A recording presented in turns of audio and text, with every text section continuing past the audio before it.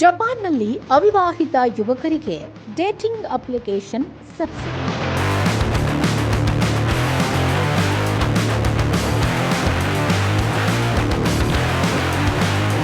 ಜಪಾನ್ನಲ್ಲಿ ಜನನ ಪ್ರಮಾಣ ದಿನದಿಂದ ದಿನಕ್ಕೆ ಕುಸಿದು ಹೋಗ್ತಾ ಇದೆ. ಆ ದೇಶದ ಆಡಳಿತಕ್ಕೆ ದೊಡ್ಡ ತಲೆನೋವಾಗಿ ಪರಿಣಮಿಸಿದೆ. ಅದಕ್ಕಾಗಿಯೇ ಜಪಾನ್ ಸರ್ಕಾರ ಅವಿವಾಹಿತರಿಗೆ ಬಂಪರ್ ಆಫರ್ ಒಂದನ್ನು ಘೋಷಿಸಿದೆ. ಯುವ ಜನರು ಡೇಟಿಂಗ್ ಅಪ್ಲಿಕೇಶನ್ಗಳ ಮೂಲಕ ಸಂಗಾತಿಗಳನ್ನು ಹುಡುಕಿಕೊಳ್ಳುವ ಪ್ರಕ್ರಿಯೆ ವೆಚ್ಚವನ್ನು ಭರಿಸಲಿದೆ ಅಂತ ಘೋಷಿಸಿದೆ. ಇತ್ತೀಚಿನ ವರ್ಷಗಳಲ್ಲಿ ಇಳಿಮುಖವಾಗ್ತಿರುವ ಜನಸಂಖ್ಯೆಯನ್ನು ಹೆಚ್ಚಿಸಲು ಜಪಾನ್ ಸ್ಥಳೀಯ ಸರ್ಕಾರಗಳು ವಿನೂತನ ಪ್ರಯತ್ನಗಳನ್ನು ಮಾಡ್ತಿವೆ. ಮೀಟಿಂಗ್ ಸಪೋರ್ಟ್ ಪ್ರಾಜೆಕ್ಟ್ ಗ್ರ್ಯಾಂಟ್ ಎಂಬ ಹೊಸ ಯೋಜನೆಯೊಂದನ್ನು ಪ್ರಾರಂಭಿಸಿವೆ. ಯುವ ಜನರು ಮದುವೆಯಾಗಿ ಮಕ್ಕಳನ್ನು ಮಾಡಿಕೊಳ್ಳೋಕೆ ಹೆಚ್ಚಿನ ಆಸಕ್ತಿ ತೋರಿಸುತ್ತಿರುವ ಹಿನ್ನೆಲೆಯಲ್ಲಿ ಜಪಾನ್ ಕೊಚ್ಚಿ ಪ್ರಿಫೆಕ್ಚರಲ್ ಸ್ಥಳೀಯ ಸರ್ಕಾರ ಏಪ್ರಿಲ್ 1, 2026ರಿಂದ ಈ ಯೋಜನೆಯೊಂದನ್ನು ಜಾರಿಗೆ ತಂದಿದೆ.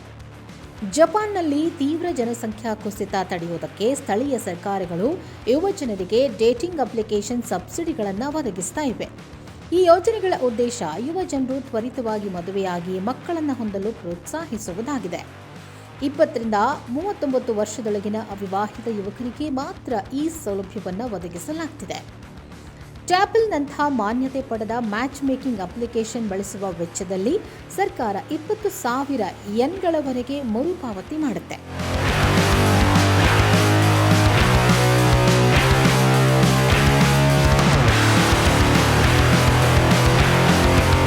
ಇದು ಏಪ್ರಿಲ್ 2026 ಮತ್ತು ಮಾರ್ಚ್ 2027ರ ನಡುವೆ ಮಾಡಿದ ವೆಚ್ಚಗಳಿಗೆ ಅನ್ವಯಿಸುತ್ತೆ. ಸುರಕ್ಷತೆ ಹಾಗೂ ವಿಶ್ವಾಸಾರ್ಹತೆಯ ಅಪ್ಲಿಕೇಶನ್ಗಳನ್ನು ಬಳಸುವವರಿಗೆ ಮಾತ್ರ ಈ ಹಣ ಲಭ್ಯವಿರುತ್ತೆ. ಕೇವಲ ಕೊಚ್ಚಿ ಪ್ರದೇಶ ಮಾತ್ರವಲ್ಲ, ಮಿಯಾಜಾಕಿ ಪ್ರಿಫೆಕ್ಚರ್ನಲ್ಲಿ 10,000 ಯೆನ್ಗಳವರೆಗೆ ಸಬ್ಸಿಡಿ ಈಗಾಗಲೇ ನೀಡಲಾಗ್ತಾ ಇದೆ.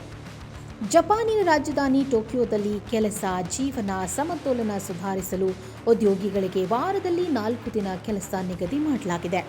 ಇದರಿಂದ ಯುವ ಜನರಿಗೆ ವೈಯಕ್ತಿಕ ಜೀವನದ ಮೇಲೆ ಕೇಂದ್ರೀಕರಿಸಲು ಹೆಚ್ಚಿನ ಸಮಯ ನೀಡುತ್ತೆ ಅಂತ ಸರ್ಕಾರದ ಆಶಯವಾಗಿದೆ. ಜಪಾನಿನ ಸರ್ಕಾರ ಇಂಥ ನಿರ್ಧಾರಗಳನ್ನು ತೆಗೆದುಕೊಳ್ಳೋಕೆ ಅಲ್ಲಿನ ಜನಸಂಖ್ಯಾಶಾಸ್ತ್ರವೇ ಕಾರಣ ಅಂತ ವಿಶ್ಲೇಷಕರು ಹೇಳ್ತಾರೆ.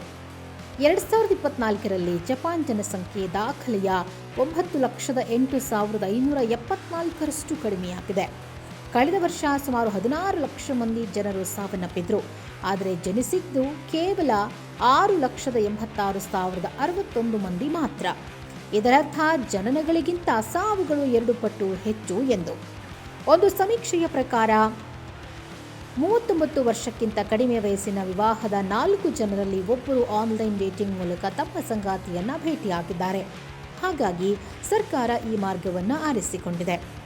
ಈ ಡೇಟಿಂಗ್ ಅಪ್ಲಿಕೇಶನ್ ಸಬ್ಸಿಡಿ ದೇಶದ ಭವಿಷ್ಯವನ್ನು ಉಳಿಸುವಲ್ಲಿ ಎಷ್ಟು ಯಶಸ್ವಿಯಾಗುತ್ತೆ ಅನ್ನೋದನ್ನು ಕಾದು ನೋಡಬೇಕಾಗಿದೆ.